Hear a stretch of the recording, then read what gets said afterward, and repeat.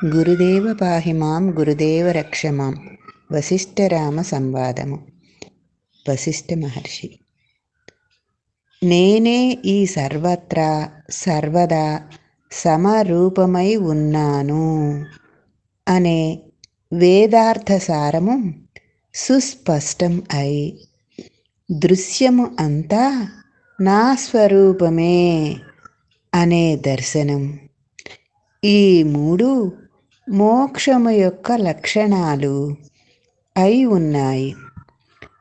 అట్టి మోక్షస్థితి తీర్థములను సేవించటం చేత కానీ, అనేక దానములు చేస్తే కానీ, స్నానాదుల చేత కానీ, లౌకిక విద్యల చేత కానీ, ధ్యానముల చేత కానీ, యోగముల చేత కానీ, తపోయజ్ఞాదుల చేత కానీ లభించేది కాదు.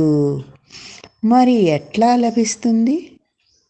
స్వాత్మజ్ఞాన శాస్త్రముల యొక్క నిర్మల నిర్దుష్ట అవగాహనచే బుద్ధి సుసంపన్నమై, శాస్త్రముల సారము హృదయస్థమై, అంగీకారయోగ్యమై,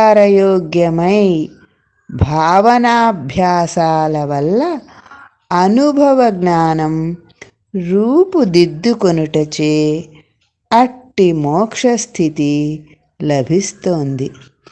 మిగతా సర్వ ప్రయత్నములు బుద్ధిని నిర్మలం, విశాలం, పవిత్రం చేస్తాయి.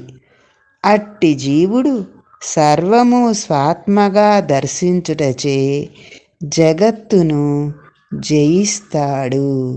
జై నిర్గుణ. జై గురుదేవా.